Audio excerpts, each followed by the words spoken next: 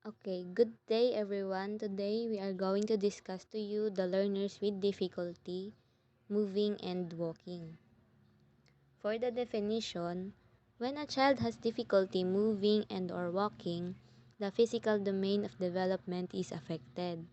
Examples of physical disability are developmental coordination disorder or dyspraxia, stereotypic movement disorder, tics, and cerebral palsy. Each one is defined in the succeeding sections.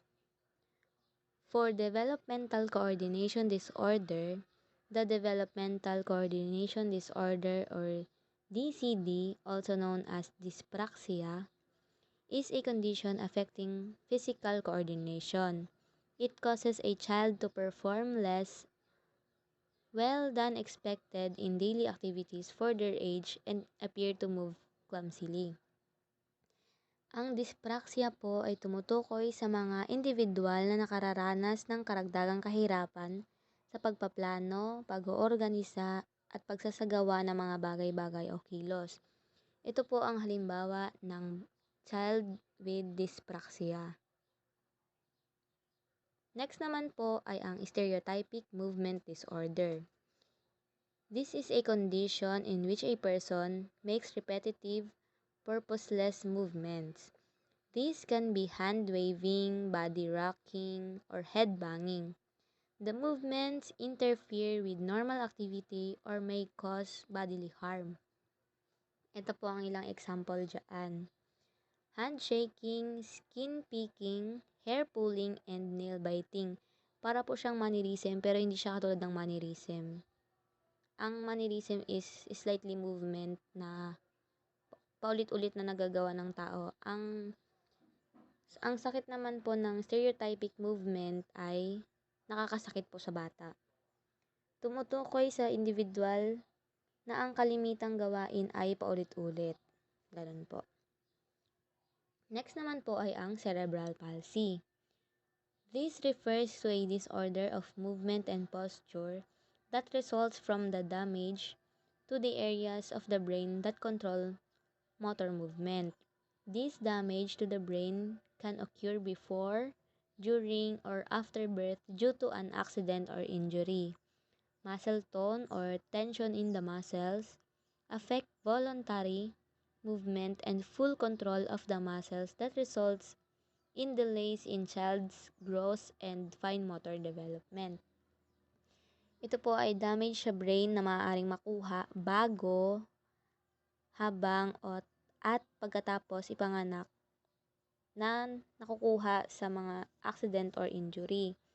May iba-iba naman pong example o classification ang cerebral palsy. Ang 6 types po nito ay ang mga sumusunod: monoplegia, hemiplegia, triplegia, quadriplegia, diplegia, at doubleplegia. The term plegia, from Greek word meaning to strike, is used with a prefix that indicate the location of limbs movement. Sa unang example po ay ang monoplegia. One limb is affected. It's either upper left or right arm or lower left or right leg. Yung tatlong part po dyan ng body niya is normal movement po sila, nakaka-move ng normal. Next naman po ay ang hemiplegia. Two limbs on the same side of the body are affected. It's either right leg, arm and leg, or left arm or left leg. It's either lang po sa dalawa. Next naman po ay ang triplegia. 3 limbs are affected. Sa isang part ng bata diyan ay normal po. It's either kanyang left or right arm, pero yung legs niya is affected po. Next ang quadriplegia. All 4 limbs, both arms and legs are affected. Movement of the trunk and the face may also impaired. Makikita naman po sa picture kung ano ang halimbawa ng quadriplegia.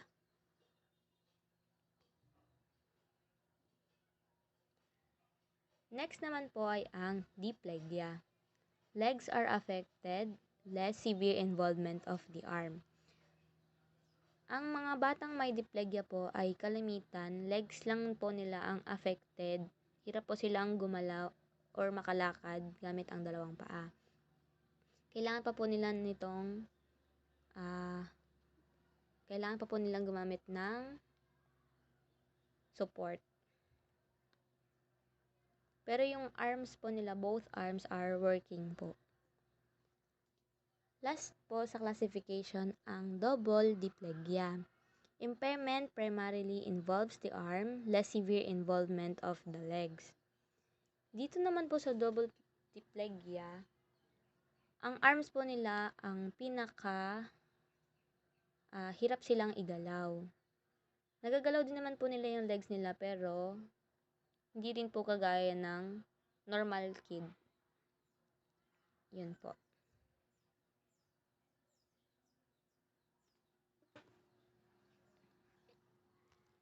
Next is identification. Identifying children with motor difficulties begins with family members and early childhood practitioners.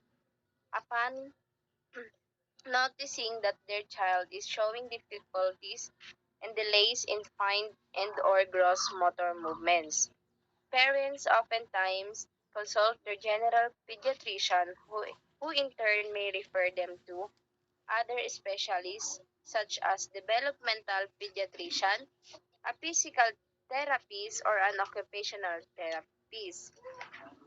Dito po ay ang tungkol sa mga batang may kapansanan ay maaari itong kulang sa buwan o namamana.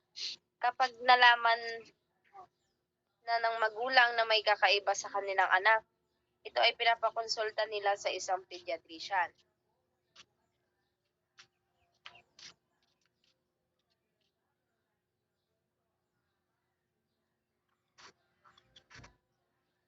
Developmental coordination disorder.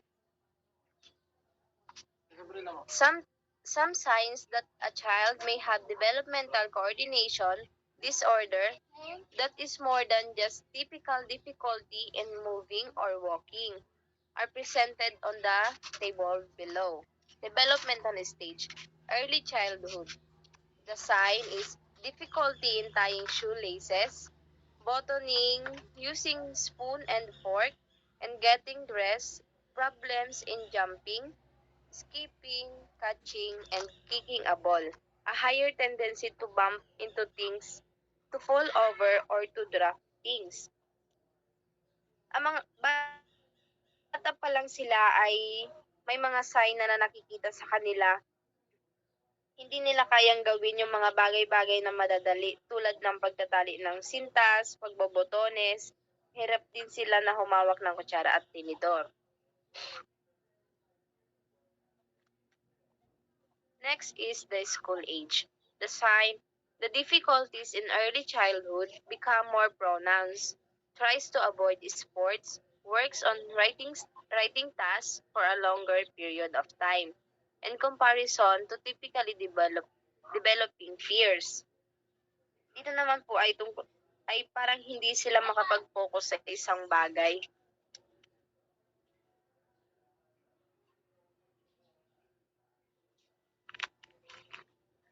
Stereotypic movement disorder. Typically developing children may display stereotypic movements or behaviors, often referred to as stereotypies, between ages 2 and 5, as well as children with other neurological conditions, such as autism spectrum disorder. In other developmental disabilities, because of this, specialists classify SMD or stereotypic movement disorder as primary when it occurs in an otherwise typically developing child, or secondary if it exists alongside other neurological disorders. About naman po dito sa stereotypic movement disorders, dito naman po ay tumutukoy sa isang tao o bata na paulit-ulit lang ang kanilang ginagawa. Like sa autism po, gusto nila is naka-organize lahat na kanilang gamit, ayaw din nilang napapansin sila. Yung parang nakailang tawag na sa kanila ay hindi pa rin sila lilingon. At kapag nakita nila na magulo ang kanilang paligid, parang naiirita sila at kapag nakikita ito.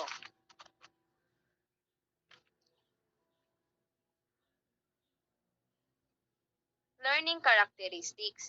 Motor difficulties and disabilities are known to significantly affect a child's with ability to perform daily activities, which include memory, perception, and processing. Planning, carrying out coordinated movements. Speech may also be affected as motor control is needed in articulation and production. Ang pagkakaroon ng disabilities o kapansanan, ito ay nakakapekto sa isang bata na makagalaw o makagawa ng maayos na gawain.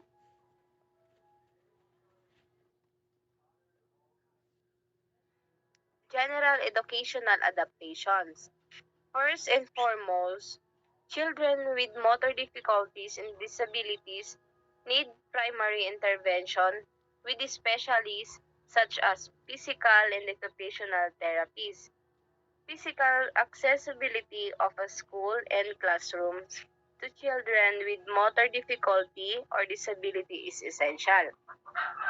Ang mga batang may kapansanan ay kailangan ng primary intervention o paggagamot sa kanila ng mga physical therapies.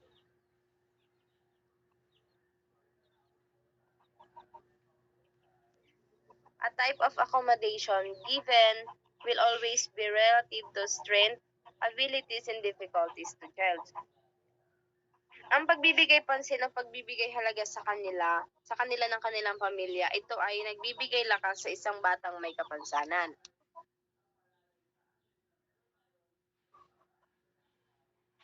Classroom accommodation for children DCD or SMD. Response. Assign a peer adult as scribe for note-taking. Use different sizes of paper and graph paper to align numbers. Try different writing tools and pencil grips. Use a word processor or computer. Use text-to-speech programs. Para po sa mga batang may disabilities, mayroong mga gamit o kagamitan upang sila ay maging komportable o kung saan sila mas madadalian sa kanilang gagawin.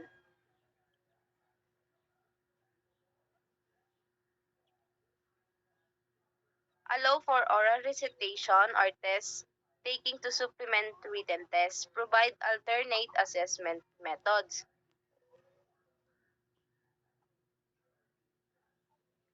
Allow setting. Allow for preferential setting near the teacher. Adjust chair and or desk height to maximize posture and stability. Place non-skid mat on the chair. Provide opportunities for movement breaks. Inaalaw sila na umupo sa malapit sa teacher upang mas maintindihan nila yung mga sasabihin sa kanila ng kanilang teacher. Schedule. Allow for extra time to complete tests and writing assignments. Provide extra time to change for physical education classes. Inaalaw din sila na bigyan sila ng time o extend yung time upang matapos nila yung kanilang ginagawang test o kanilang assignments. Others. Photocopy notes and homework. Reminders for the child. Allow to take photos of notes in homework reminders. Give advance organizers before a lesson. Lecture to lesson. Remove writing tasks. Send lecture handouts via email.